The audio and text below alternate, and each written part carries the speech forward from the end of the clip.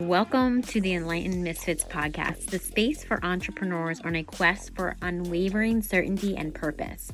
I'm your host, Lauren, and each episode is a compass guiding you through authentic conversations, unraveling the mysteries of your human design chart, and offering tools from the remarkable guest.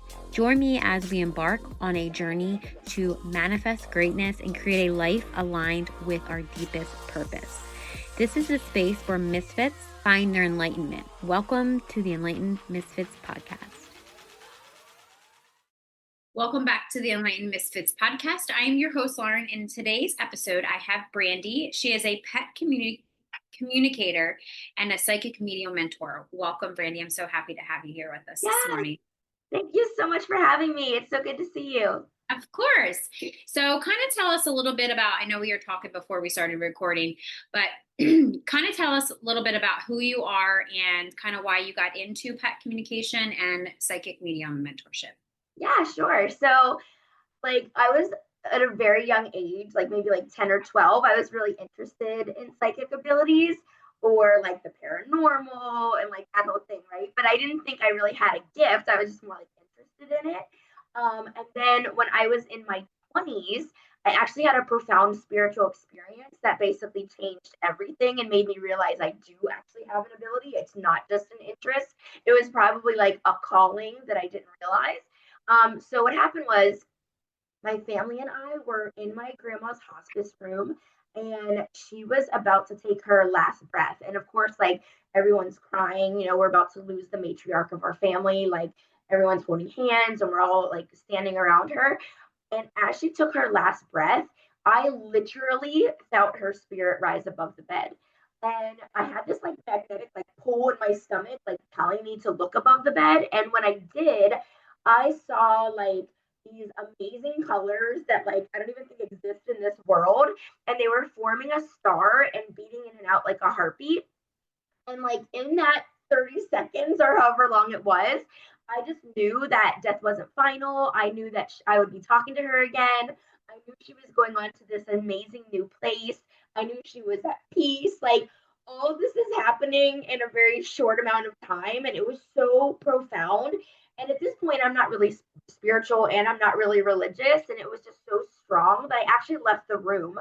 And my cousins thought that I left the room because I had been the youngest granddaughter, the youngest grandchild. So they thought maybe I couldn't handle how sad it was.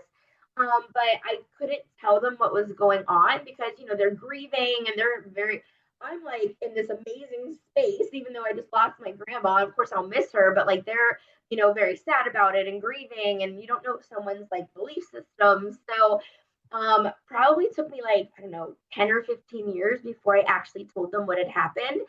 We were all together at Christmas, and I was listen, this is what happened to me when Nani passed away.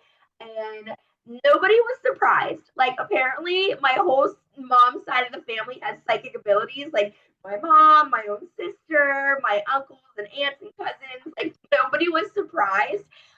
And I was just oh my gosh, so I didn't think I could open up because nobody had ever talked about it, which is what I feel a lot of people in society don't talk about it because they might think you're crazy or that you're making it up or whatever it is.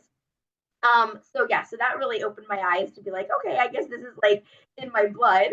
But after the experience, I tried reading a ton of books. I tried taking these little classes, and nothing seemed to be working for years. And I was okay, maybe this was just a one-time thing. I don't know why that happened or how I can develop this. So I actually gave up. And then my friend, who happens to be a life coach, she was did you ever look for a psychic mentor? And I was I don't think they exist. So I went online, of course, and I looked for one. I couldn't find one. But I had been going to a medium for readings. And so I asked her, is there any chance you could take me under your wing, and let me know kind of how you got started? So she decided to mentor me, and it was amazing. It was 1 hour a month for 6 months. And then my abilities just skyrocketed. I could contact spirit on demand. I could do readings for people. I could tell them to go away if I didn't want to talk to them. I had total control. Right.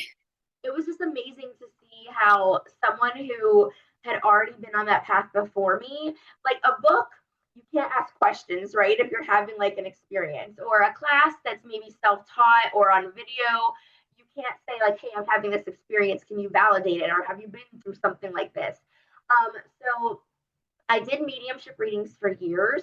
And then I decided to become a mentor for other people because I just felt like this greater calling to help people who had been in my same shoes of like, where do I even get started? I know I have a gift, but how do I do this? And then fast forward a couple years later, where I am now, I only took like it was supposed to be a 1 month, like bi-monthly class, like however long you wanted to be in it to learn animal communication. I was only in it for like 1 week and found I could talk to pets. So I think it was just like since I already have my abilities developed, I just had to like turn that channel on, and then boom, I was able to communicate with pets. So I do still do mediumship readings, and then I'm doing the pet readings as well as the mentorship program. So that was a bit long-winded, but that is my story. Oh, thank you for sharing all that. I was going to say, I have a few questions because I feel Sure. like people that are listening, like if they have this kind of really pull towards animals, or even I should say pull towards just mediumship. I know my journey kind of started with mediumship. I have a very similar story to yours in the beginning. Like when my grandmother passed away, it was somebody that I kind of confided in that kind of showed me that I have gifts, and something that I knew for a very long time, and it was like somebody that I talked to. And then it was like, oh, she's not here anymore. So what do I do now? So it was more of like, and same thing. Like I think I had a younger, no, I don't think I know I had a younger cousin, but I'm not sure if he was there at the time when this happened.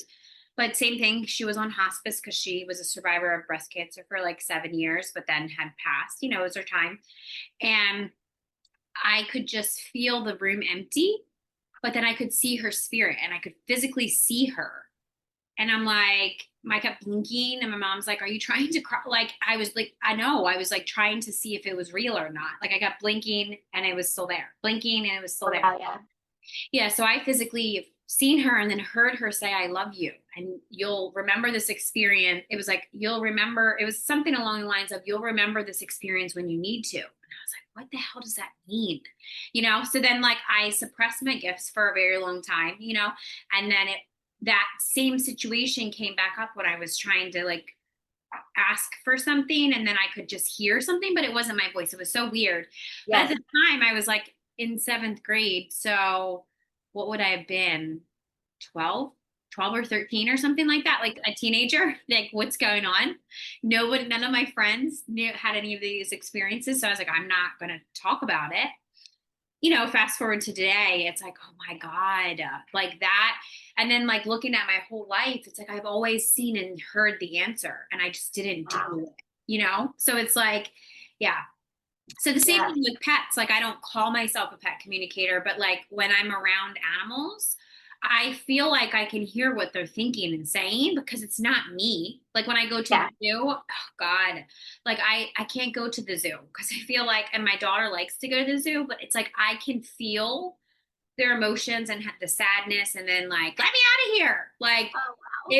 it was funny. I went there. I did go to the one in when we were in Texas, and I was talking to my husband because he didn't go with us. And I was like, I was by the tiger and all I heard was, let me out of here. And I was like, oh my, and I like turned around, like, what was that? But it was the animal.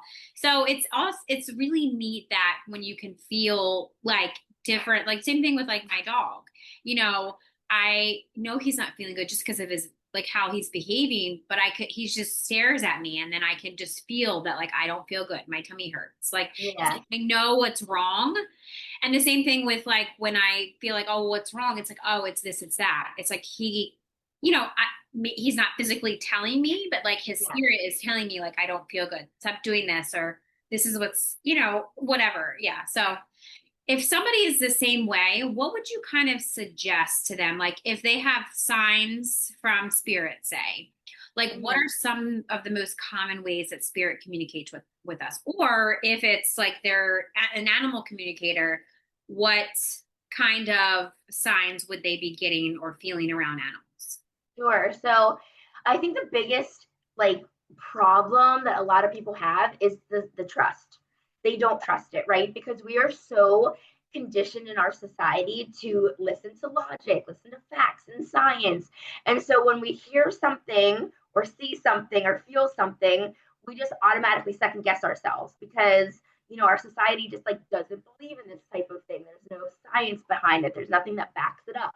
So if the biggest advice I can give is if you think, did that just happen? Did I just hear that? Did I just see that? You did, because if you were to go outside and you're thinking it's hot out, like you want to then question yourself, like, is it hot out? Did I just think it was hot out? Like, you know what I mean? You wouldn't question it. You're just thinking. But if something happens where you have to question it, that means something happened. It's getting your attention. So yeah, so really cueing in, is that the right word? Like really going into like your senses, right? So your physical senses, your smell, your touch, your taste, your hearing, whatever you're feeling. That's your extra sensory perception, your ESP. So if you are hearing something that nobody else is hearing, or you're seeing something that nobody else sees, that means something is happening, and that's your abilities that are just like waiting to awaken. So just like how you said, like, so I will hear, I'm mostly clairaudient, meaning that I hear the messages, but it's my voice, but not my thought. And so it's like, I did not just think that. So it must be coming from this animal, or it must be coming from this, deceased loved one, because I didn't just think that. Now, people who think they're an animal communicator, it's the same thing. Whether you're going to communicate with a spirit who's a human, a spirit guide, a loved one, an animal, it's all that same thing. It's cueing into those physical senses. And the biggest thing is believing in it, because if you don't trust yourself, you're never going to trust in spirit, and you're never going to trust in the messages that they're giving. So it's really that deep down trusting your intuition, trusting your inner guidance, your higher self, whatever you want to call it. Because if you don't have that trust, then you're never going to be able to take that next step to be able to fully believe and trust in the messages you're receiving. Yeah, I love that. And I feel like trust is a very hard thing, especially if it can feel hard, I should say. It shouldn't be hard, but it should, it feels hard because of trauma or people lying to you or betrayal, or it's like, you don't really know what to believe. You don't know how, to trust. I often feel like there's a lot of people lately, especially some experiences that I've gone through, that they're like, I don't trust anybody. And I'm like, oh gosh, but we got a big trust in here, so it's like, if you can't trust like, it's kind of like what you were saying. It's like trust is, a huge thing, but you have to have it with yourself first. So it's like, you don't have to trust anybody else because you trust yourself. You know what I mean? Yeah, So it's yeah. like, and there's a couple times people would ask me questions and I'm like, if you have to ask me that, you probably already know the answer, right? You just want my validation, but I'm not going to ask my validation, because I feel like you need to just be like, because like you trust yourself enough. Yeah. And I feel like a lot of that could be projections from, past trauma or childhood stuff. And I feel like that's the reason why I mainly started human design, because it's the way that I trusted myself. Like, I know for a fact that this is the way that I feel and this is what I'm thinking of and doing. I have to trust myself, even if nobody else trusts me. There's so many times that people would not trust what I said. And then I'm like, but I know that that's the truth and that's okay. It's a matter of different perspectives. And then come to find out, sometimes I'm like, am I just envisioning this? Is this really happening? And then it comes out, especially during this amazing retrograde season right now.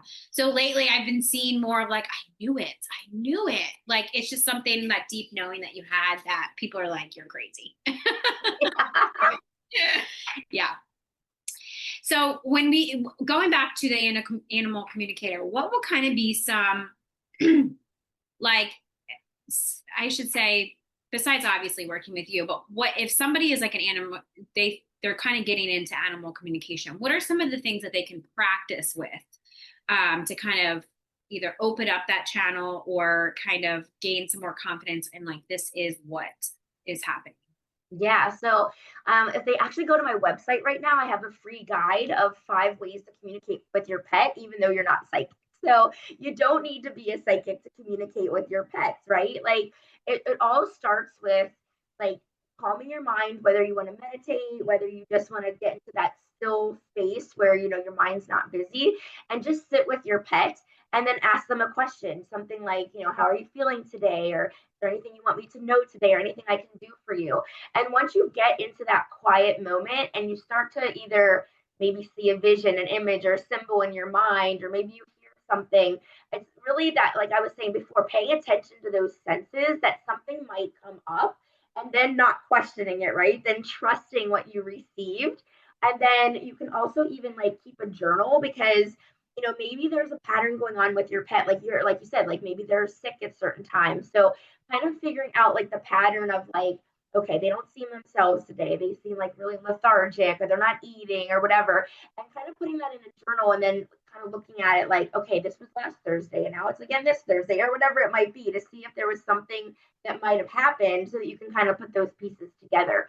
But yeah, it really comes down to just like tuning in and knowing that they are so intuitive. And so their intuition is so strong because their minds aren't busy. They literally just love and trust and live. And so they're not thinking of like, I have to pay bills, I have to go to work, like they're not thinking of those things. So they're literally just like these lightest little beings that, are only here to really love and trust and to live. So, I mean, once you can quiet down, it's so much easier to communicate with them because they're already so intuitive. And so that's why I think there's also a lot of therapy dogs or therapy animals, because it's not like, oh, let's train them. It's like they're already intuitive. So it's almost like you're getting them to get in touch with their intuition, and that's how they become a therapy dog. So it's just like, just getting that quiet, and we need to get that quiet as well.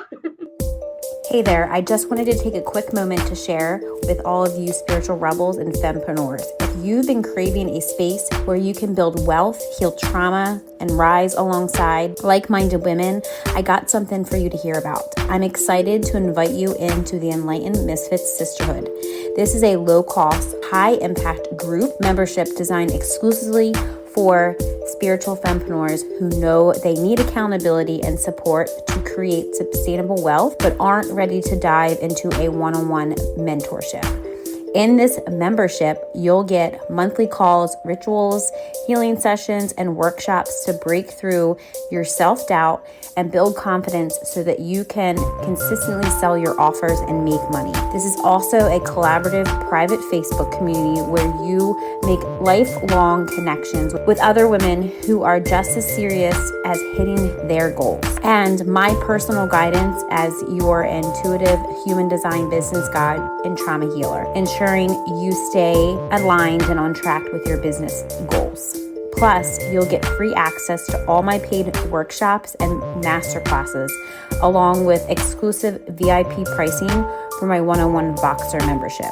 This membership is all about helping you heal the sabotaging behaviors blocking your abundance and using your human design to create a business that feels amazing to run. Imagine waking up excited to serve your clients and knowing that you have the exact support you need to hit every single one of your business goals every single month. So if you're ready to rise and build wealth with a sisterhood of spiritual misfits, make sure you click the registration link in the description box. Right now, the investment is just $88 a month, but the price will increase to $197 a month. Join today to unlock exclusive rates and get access to next month's kickoff call. Let's get back to today's episode, but remember, your next level is just one decision away. Join the sisterhood and let's rise together. I love that. See, I never knew that. I just thought people call them like their emotional support animals, which, I did know that one of the main reasons why you have dogs or pets, I should say in general, it doesn't matter what kind of pet, it's because they are the ultimate definition of unconditional love. Like if you abuse, not saying that you can abuse them or whatever, but it's like you could yell at them and then 2 seconds later, they'll come and be happy. It's like, what? That is, you shouldn't do that. But sometimes they need to listen. I always joke about with my dog, I'm like, nobody in this family listens to me because my daughter doesn't listen to me. My husband doesn't listen to me. My mom doesn't listen to me. And he just looks at me like, what do you want me to do? It's like, go, you need to listen to me. Yeah. So yeah, I'm going to have to start doing what you just said, because I feel like it is a pattern. You know, obviously I notice patterns, and now that you say Thursdays, it always happens on Thursdays. Like it's always like when I work, because I usually I record podcasts on Thursdays. Like I'm recording this on Thursday, and I notice that I'm always every other month or every month I'm dealing with him being sick. So it's like I truly think it's his food, because there'll be time he doesn't like to me, dogs love dog food, like, or their food, and he isn't the one that runs to his food and eats it. So to me, that means like there's some disconnect of like him not liking it. It makes his stomach, like upset. He does have a, sensitive stomach. So maybe that could be it. But like, I'm like, I should just go. I really want to get him farmer's dog. That's what I really want. But my husband's like, that's crazy. We can just do that. I'm like, no, we can't. But he will, but stuff like that, he's like, oh, give it to me. Like, and he is a dog that loves food. So to me, it's like, I don't like my dog food. That's why I'm not eating it. Or it's hurting my stomach. And he must know that, that's why he doesn't eat it or whatever. But there'll be some times that he'll go for a couple of weeks of eating his dog food every single day. But then we're back to him throwing up. You know what I mean? So yeah, so I think that our human brain automatically goes to, if I was sick, it would probably be something I ate. So then that's what we assume would happen with our pet. But it could be something that like maybe he's nervous about something. And so his nerves were already upset, and now he just ate and now his stomach hurts. So it might not be the food. I think our human brain thinks that, but it could actually be something like, for instance, I had this one dog that wasn't eating, and she was a little bit older. She was like 12. So the owner was like, "Oh my gosh, she's not eating. Is she dying? She doesn't want to eat." And to hear that, when I communicated with the dog, she was like, "Actually, my gums hurt, and I just need you to like soften my food up a little bit." So she started adding chicken broth, and the dog's eating fine now. So it could be something that like we are assuming, or that our human brain is thinking that's what it is, when it could be just like the simplest thing that we just need to like tune into.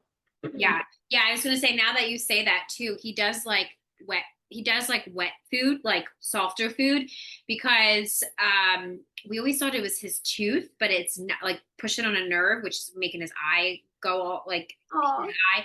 But we took him to the vet, and he has an inverted eyelid. So his eye always goes like this, or like it's watery, because his eyelashes are scratching his eye. Oh. So ultimately, they were like, he should have surgery. They'll flip the eyelid and all that stuff. But we're like, we'll just take the drops for right now. Yeah. Like, that's probably like $10,000. Yeah. So like, to make him comfortable, I mean, it doesn't seem like it only happens usually when after he eats. So that could be it too. I'll have to see if I try to like now he's like sleeping because he just threw up, but he doesn't. Yeah, his belly, he's probably like, but it's crazy to me, because when he doesn't feel good, what he'll do is he'll ask to go outside, right? And he'll lay in the grass. And to me, in my mind, I'm thinking, oh, the grass helps him ground and he feels better. So I just let him usually like lay out inside. I mean, I'm in Delaware, and it is pretty humid out, and he is from Louisiana. So he's used to, he's one of those hurricane dogs. My husband rescued him from the Hurricane Katrina. So like, he's used to like, and he has tons of trauma from that, I'm sure. So, he's used to the heat, and he likes to be out in the hot, and like, he just loves it, because he was, born and pretty much, grew up in Louisiana. So he's used to that hot weather. So, but I get nervous. I'm like, get inside. But he does not. Like, it's so hot out, and he's like, does not want to come inside. Like, I have to force him. I'm like, I have to go get him and bring him inside. Yeah. And along with the grounding, I mean, it could just be like his happy place, right? Of like that is the heat, and that makes him feel better, makes him feel comfortable. Or it could be like, I need alone time. It's too much stimulation going on in the house. I just need to be outside. So there's lots of reasons why. Yeah, probably he knows that and knows to do it. It's probably, and a lot of the times it's from my daughter. He likes to be outside. He loves her. He's probably the sweetest animal ever. Would never hurt like a soul. But I know he gets annoyed with her sometimes, because she acts like, that's her, like, mother, and he has like, he'll just sit there and she'll be playing, and she makes him sit there and watch her play, and he's just sitting there and he's like looking around like, I was like, I know he's annoyed right now. Yeah, he's so sweet though. So getting back, so let's talk a little bit about your psychic mentorship. Can you kind of walk us through like what it is, and then if there's like a method that you use maybe to like develop your intuition, or maybe steps to help transform your doubt into like confidence to help with your intuition? Yeah, absolutely. So the mentorship program is 6 modules. And so every 2 weeks of 90 days, you're doing a new module. And it just how you were saying, it's really going on that like personal development journey to become more authentic, to learn who we are deep down inside, not live how society wants us to live. So the first module, I always tell people, like, it is not going to feel like you're developing psychic abilities, because we're doing a lot of shadow work, because we need to figure out what our barriers are, what our blocks are, because we're not going to be able to communicate with spirit if we do have a lot of those traumas. So we need to figure out, do I need to do inner child healing work? Do I need to forgive myself for anything? Am I self-sabotaging? So you're really learning all of those things. So that way, when you are on this journey, if things start to be like, why am I blocked? You can kind of have that in the back of your mind to go back and work on. Because, I mean, let's be real, right? Like a healing journey can be the rest of your life. It's not going to be ever probably something that completely gets healed, but we want to lighten that load as much as we can. But once we work on that, we just go through basically everything, like how to protect your energy, how to connect with cosmic energy, so we're not using our own energy to deplete ourselves during a reading. And all of my modules like work off of each other. So by the last one, we put everything together, and so we're able to then like do a reading if someone did ask us to do one for them. I think where I'm a little bit different is I customize it as well. So everyone needs to learn the basics. Like, this is what we're doing. We're learning about the clairs and the chakras and all of that. But if someone's telling me, I think I'm a healer, and then somebody else is saying, you know what, I think I'm a medium, then I start to give the healer more healing exercises. I'll give the medium more medium exercises, because we all have this ability, right? We're all born with our sixth sense, which is also our intuition. But then we also have like a unique ability that we can use it. Like, not everyone's an animal communicator, not everybody's a healer. So we're kind of figuring out what one person is, and then I'm customizing it off of what they're finding out and what feedback I'm getting from them. But yeah, everything's on video, because I hate whenever I'm reading a book and it's like, close your eyes and now do this exercise. It's like, okay, well, now my eyes are closed. So I make sure everything's on video so that they can, play it, rewind it, whatever. And we have bi-weekly live Q&A calls, and it's all in a group, because I feel like that like-minded community is what's lacking and what's really important. So I want to make sure that they're, having, like, sharing their experiences with each other, same struggles that other people might be having, especially the trust ones, right? So yeah, it's really intensive.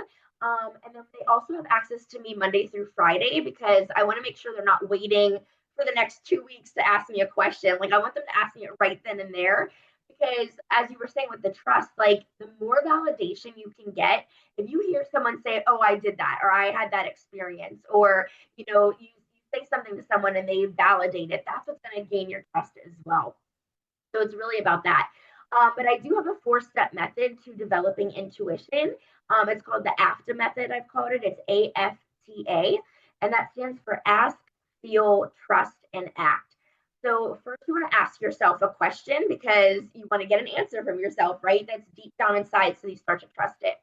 Then you want to feel the answer somewhere in your body, and sometimes it's just that download of like, I don't know where this came from. I just know it without knowing how I know. It might be like a gut feeling, whatever it might be. Now, the trick there is that your rational brain will kick in 5 seconds, and it will start to get you to question, that's not what that is. There's no way that you're talking to a spirit. It talks you out of it. So you only have 4 seconds to feel your intuition. That's how quick it is. It's very instantaneous. It comes from a place of calm. It's not going to be anxious. It's not going to be ruminating thoughts. It's just that feeling. And then from there, you want to trust that feeling, because this is all about trusting ourselves. And then you want to act on it, because if you don't act on it, I don't know why you did any of the steps anyway, right? But then you can keep a journal of like, okay, for like maybe 3 months, this is what I asked my intuition. This is the action that I took. and then start to see how your life's starting to change. You know, maybe you have more energy, maybe you are trusting yourself more, maybe you're happier because you're actually listening to yourself deep down and what your passions are versus how you've just been kind of like in the same rut and being stuck in your life. So it's really just this, and you know, that's not the only way. I'm like not a guru, like this is the only way to do it, right? But that is what I teach my students to try to really start to listen to their intuition.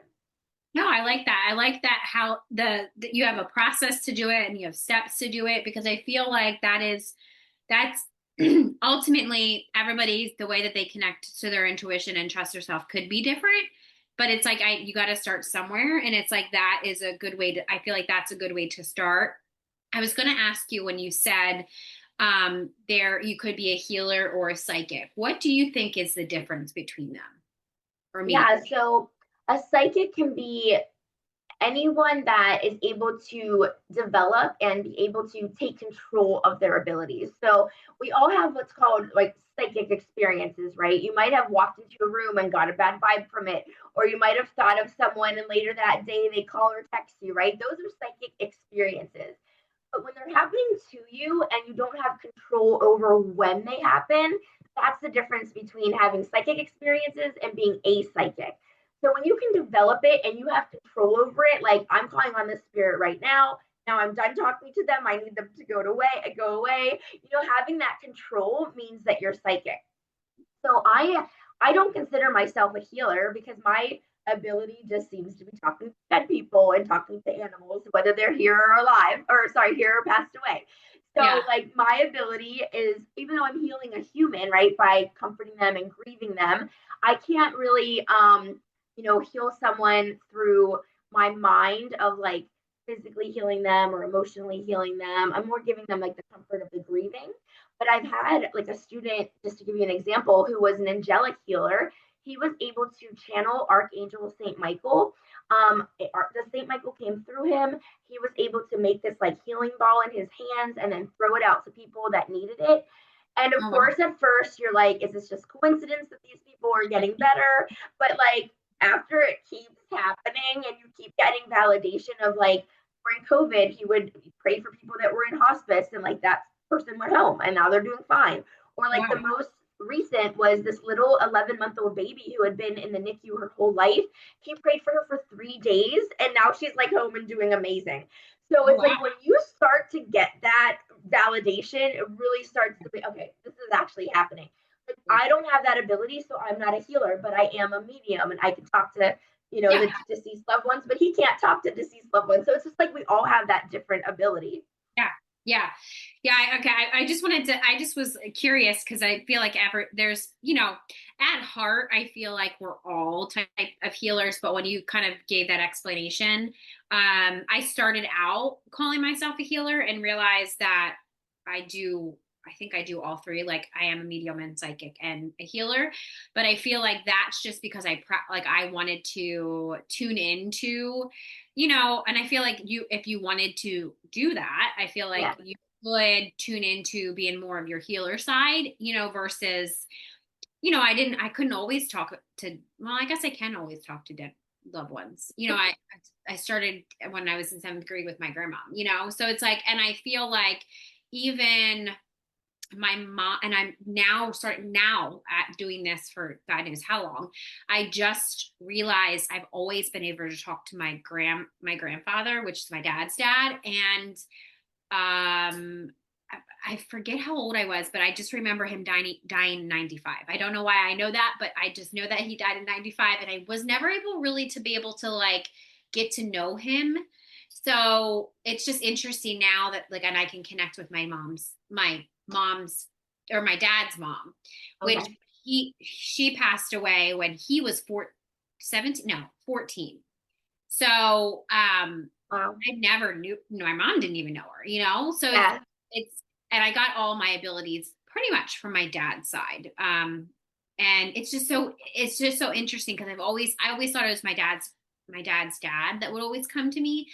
But because I would always ask who, because all of us have a main spirit guide. So I always asked who it was. Just a masculine energy. I could just feel him. I wanted to be able to see what he looked like, but he never would show his face. So then I was like, I'm going to figure out if I could actually physically figure out what he looks like, when he was human, right? And so then I got a psychic business reading done, and this was earlier this year. And she said, "Oh, so I have a spirit here, and it seems like he's a great great grandfather." And I was like, "Oh my God, that's him. Ask him his name. Is his name is George?" And she was like, "Yeah, that's what he said." And that's how he comes across to me. "Hey, it's George." And I'm like, okay. So I only knew his name, and like his energy was really powerful and really protective. So I asked him one day, like I was in meditation and I was just staring out my window, and I was like, I asked a question, and all of a sudden there's a bird that flew and sat on the fence. And then I like looked up the bird, and it was like masculine energy. So I was like, oh, okay. So like maybe that's him coming to me, and maybe it has a message for me.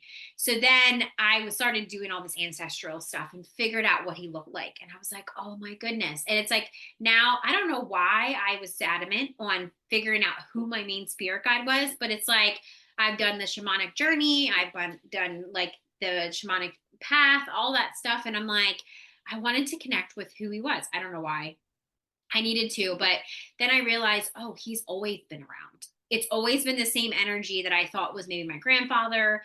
But I realized, since understanding and learning more about it, that our main spirit guides are never somebody that we've ever met physically, like here, they're just in charge of us, and I was thinking, well, he's in charge of me. God, he needs to kind of step up.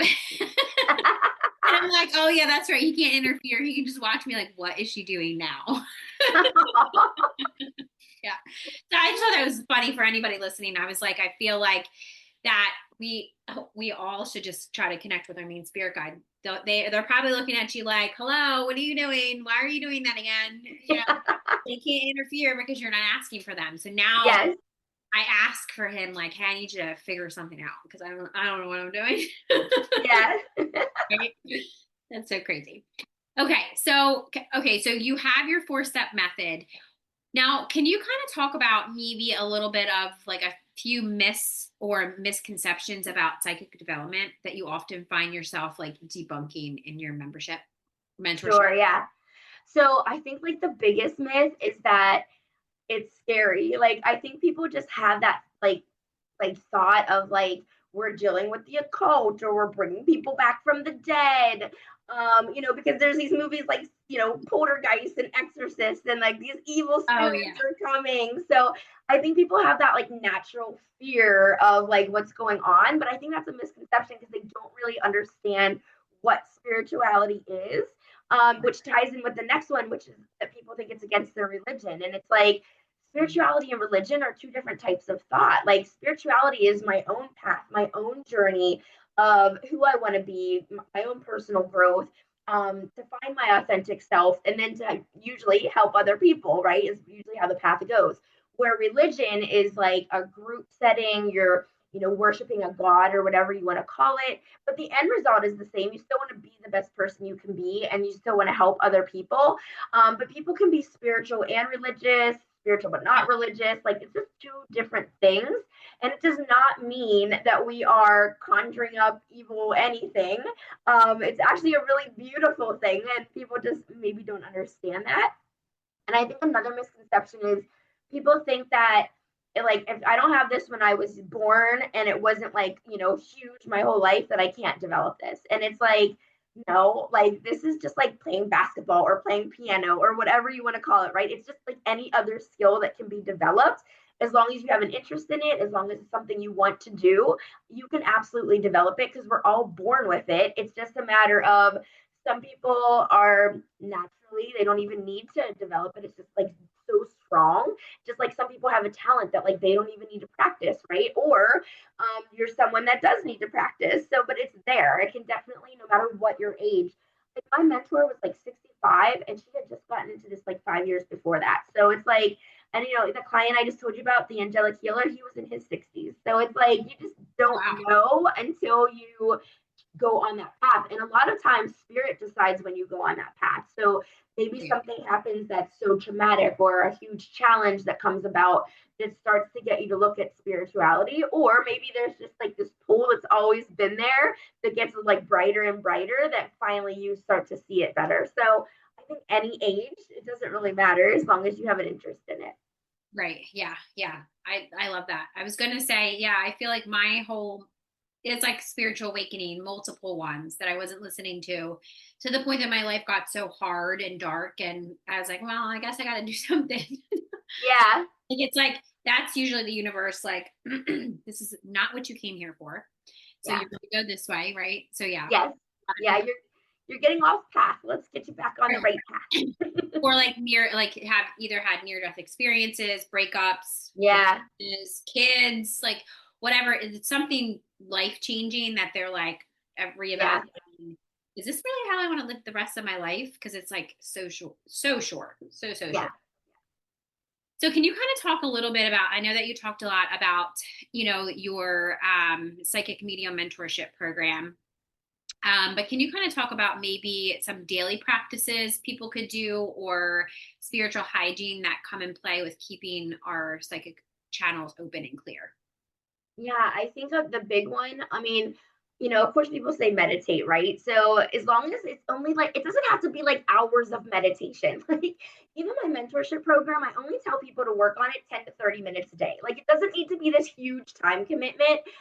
So even if you just meditate for 2 to 5 minutes, like, just because you deserve it, you deserve to be in a calm space to just quiet those thoughts. And it really, people that go through the mentorship program, they also talk about how their life is just so much lighter and they're so much more positive. And that's really coming from just meditating a few minutes a day. I mean, it really has so many benefits to just having those couple minutes of calm. So I think that's a huge one. But another huge one is having a community. So whether you go to a sound bath healing, or you go to a group that maybe they're talking about spirituality, but just finding the community so that you don't feel judged, so that you're not crazy, so that you're around those other people that are having those same experiences. I think that's really important to maybe even do that once a week, once a month, whatever it is.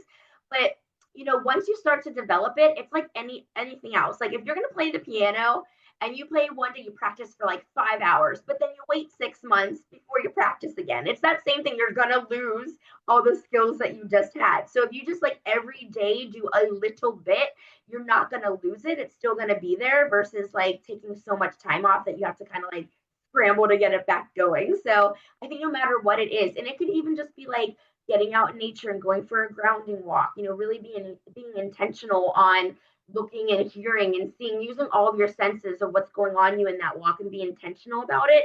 That could even be a form of meditation. Just getting out of the daily grind and focusing, I think, can be a spiritual practice. But yeah, there's so many. It's just important to make it part of it, hopefully, your daily life. Yeah. I was going to say, thank you for saying that about meditation, because I feel like when people talk about meditation and it's like these meditation gurus and all this stuff, they're like, let go of those thoughts. And it's like, so like to me, it seems like we have a very similar way that we look at meditation. It's just calming your mind. It's not going, like letting those thoughts go. Because I personally feel like if you let those thoughts go, then what are you focusing on? You have to focus on what you're thinking about. So it's like, what are you thinking about that you can change? Or like, the negative self-talk, if you let them go, like it's like mindfulness. And I'm like, why do people act like mindfulness is like, it's like you just need to be mindful. I've seen this video of an old mentor, and she was like, I think of meditation different, which I do too. It's more of like sitting with your thoughts and like figuring out what you're actually thinking about. And to kind of, because if the mental chatter can be so loud, and if you're constantly just going on autopilot doing stuff, that's also very loud. So it's like you have to be, if you sit in stillness, and I know the people that cannot sit still, or like if they'll be laying in bed like relaxing, watching TV but on their phone. I'm like, Yeah. like they can't sit with themselves, Yeah. So I noticed that. I always challenge people when people tell me that, like a couple of my clients that are having relationship issues. I'm like, so what are you doing when you're watching TV with your partner? Oh, I'm playing a game on my phone. And which granted, I'm like that too, because if my husband's watching something and I don't want to watch it, I'm not watching it. I'm going to play on my phone, but I'm still going to sit there. It's just, he's going to eventually know, oh, she's not interested in this. Like, I'm not like, and like, granted, like I get that. Like you have to, go on social media to like I always say, I'm just going to, detach for a moment. And I'm just going to like, he's like, you're not even looking at your phone. I'm like, I know, it's just the way that I can be expressing right now. So yeah, so I do know, or it's like I can just sit at my desk and just stare outside and just be thinking about stuff. I feel like that's meditation too. Like, Yeah, so absolutely. I'm glad that you brought that up, because people are like, I can't meditate. I'm like, you've never sat with yourself? What do you mean? Like, you don't have to sit and like do all this crazy shit, and like you can just sit and ask yourself like how you are, how do you feel, like what's going on, like what do you need to know, like stuff like that, right? So I'm glad that you made. And along with the mindfulness aspect, right? Like if you're a runner or if you're a writer, like if you're doing something that's getting your mind off of your stress, that's meditation, right? As long as you're actually having that break. And with psychic development, I think people think like, oh my gosh, I'm gonna have to meditate for like 2 hours. But we are just meditating for those 2 minutes. And then, like you said, and then we're focusing, we're doing an exercise that works out the psychic muscle or the pineal gland in your brain. So it's like, yeah, we're relaxing to get into that state so that then we can focus on an exercise. And I have about 75 of those exercises in the program so that you're really working out that muscle. And that's also why you don't want to do it that long, because it's just like going to the gym. If you haven't been there in 10 years, you don't want to go for like 6 hours, then you're going to be exhausted, right? So it's that same concept of like, let's just get still for the minute, but then we're going to focus on something and work out the muscle. Yeah. Talking about the gym, I said like my husband loves going to the gym. Me, I'm like, this is a whole ass chore that I have to schedule on my schedule. Like I don't like it, because I feel like when I'm at the gym, a lot of the times it goes back to me being a projector. I'm not sure if you know much about human design, but I don't have sacral energy all the time. So when I go to the gym, it activates that, which activates my creativity, which is like, I'm trying to think about, well, I want to create this, I want to create that. That's how, like I'll work out just to activate like my sacral center, So sometimes in the gym, I'll say all these ideas to him and he's like, what the, Lauren, we're supposed to be working out. I was like, yeah, but like, I can't. So like, I'm in my phone, like texting all these, like putting all these things, like reminders. And so I said something and I had an idea and he's like, when did you think about that idea? I was like, at the gym. He's like, focus, but his is more, he does it for his mental health. So he's in recovery. So he has to go to the gym every single day. He doesn't go to meetings and he doesn't do any of that stuff. His focus for his, recovery is going to the gym. That is what he does, So I always tell people like it's always something different. So his is to get out of his mind. So he's not in his mind at I'm like thinking about stuff. I'm like, oh my gosh, I'm gonna do this, I'm gonna do that. So it's funny how different, you can use different stuff. Like, yoga would be something that I would do I would get my mind off of stuff, or, like meditation. Like he meditates too, but his meditation is more like breathing. I feel like his mind is so crazy chaotic and he's always thinking, overthinking, whatever, that like he has to do breathing stuff. So it interrupts. I feel like that too. I feel like that's another type of meditation, would be breathing too. Yeah. The breathing exercise. Yeah. I love that. Before we wrap up, I know we talked about a lot of things, but is there something that that you are, besides your mentorship program, is there anything else that you want to talk about or tell any of the listeners? And where can people find you? Sure. So if someone is like, I don't think I'm psychic, like this is like, I'm the biggest skeptic ever, none of this is real. I also have on my website a free psychic test. And it's like a fun quiz that you can take that shows that we've all had these experiences. So I think that's the first step.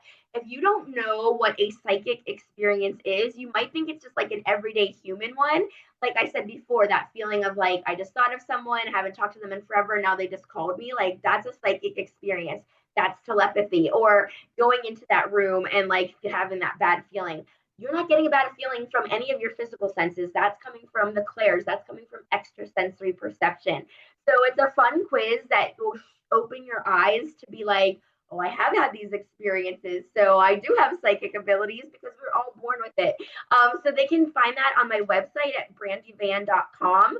So I have the pet one on there. And if you're more interested in the pets, or you could sign up for both if you're also interested in the psychic test, because maybe the psychic test will make you want to be an animal communicator. Who knows, right? It all ties in together. So yeah, they can definitely check that out. And I love hearing people's experiences once they do that test to open their eyes. Yes, awesome. Well, thank you so much for joining us on today's episode with Brandi on the Enlightened Misfits podcast. If you enjoyed today's episode, don't forget to subscribe, leave a review, and share with somebody that you feel that will gain knowledge from listening. And make sure to check out, if you're watching this on YouTube, check out the description box below.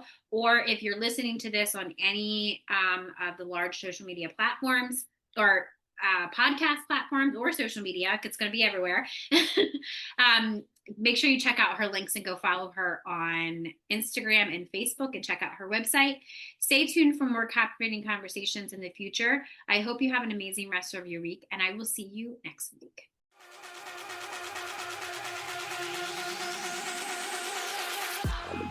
Thank you for joining us on another enlightening episode on the Enlightened Misfits podcast. If you are a current or inspiring to be fempreneur, suffering from the fear of being seen and or feel very triggered when you're building your business, reach out to me at The Mermaid Light about my Rich and Resilient Biz Baddies. This is a collective text message Voxer support group designed to help you heal your triggers and turn imposter syndrome into bad bitch energy.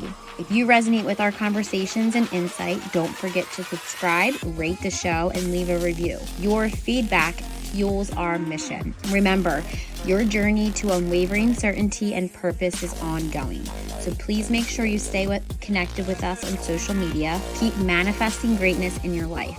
Until next time, this is Lauren from the Enlightened Misfits podcast. Stay enlightened, stay inspired, and keep manifesting your extraordinary path.